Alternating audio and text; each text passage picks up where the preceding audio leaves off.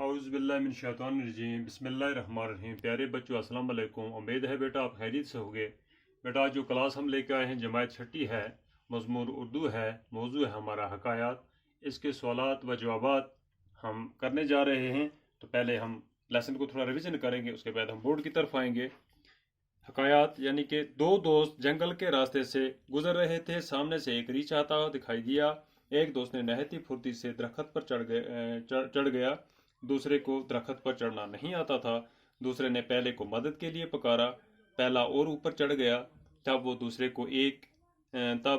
کو ایک ترکیب سوجی، وہ جھٹ سے پیڑ کی جڑ کے پاس لیٹ گیا اور سانس روک لی۔ ریچھ نے آ کر اس کے منہ، ناک اور کان کو سونگھا اور مردہ سمجھ کر آگے بڑھ گیا۔ کچھ دیر بعد پہلا دوست درخت سے نیچے اترا اور دوسرے سے بولا، ریچھ تمہارے کان میں کیا کہہ رہا تھا؟ دوسرے دوست نے جواب دیا، وہ کہہ رہا تھا کہ خود غرض لوگوں کی دوستی پر بھروسہ مت کرنا۔ نمبر 2، ایک شخص دن کے اجالے میں شمع لے کر بازار میں چکر لگا رہا تھا۔ کسی نے اس سے پوچھا، دن کی روشنی میں چراغ لے کر کس کو ڈھونڈتے پھر رہے ہو؟ اس نے جواب دیا، میں آدمی کی تلاش میں ہوں مگر وہ نہیں ملتا۔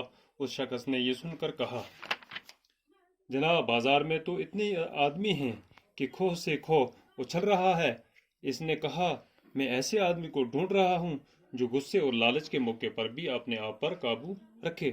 اس شخص نے کہا، ایسا آدمی تو کب ملتا ہے؟ اس نے کہا، مگر مجھے ایسے ہی آدمی کی تلاش ہے۔ حکایت رومی۔ نمبر 3، میں نے کبھی قسمت کی خرابی یا آسمان کی سختی کی شکایت نہیں کی۔ ایک بار ایسا ہوا کہ میں ننگے پاؤں تھا اور جوتا بھی نہ خرید سکتا تھا۔ اسی غم میں کوفے کی مسجد میں داخل ہوا۔ وہاں میں نے ایک آدمی کو دیکھا جس کے پاؤں ہی نہیں تھے۔ میں نے خدا کی نعمت کا شکریہ ادا کیا اور اپنے پاس جوتا نہ ہونے پر صبر کیا۔ گلستان سعدی۔ تو بیٹا آج یہ سوالات ہیں ہمارے پاس، پہلے ہم 6 سوالات کریں گے، کالج سے پھر آگے کنٹینیو کریں گے۔ سوال پہلا ہے ہمارے پاس، دو دوستوں نے کس جانور کو آتے ہوئے دیکھا؟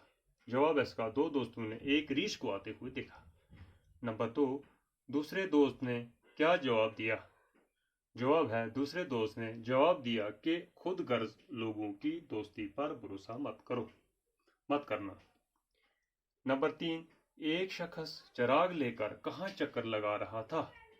تو جواب ہے، ایک شخص دن کے اجالے میں شمع لے کر بازار میں چکر لگا رہا تھا۔ نمبر 4، وہ چراغ لے کر کس کو ڈھونڈ رہا تھا؟ جواب ہے، وہ چراغ لے کر ایسے آدمی کو ڈھونڈ رہا تھا جو غصے اور لالچ کے موقع پر بھی اپنے آپ پر قابو رکھے۔ نمبر 5، ننگے پاؤں شخص کس مسجد میں داخل ہوا؟ جواب، ننگے پاؤں شخص کوفہ کی مسجد میں داخل ہوا۔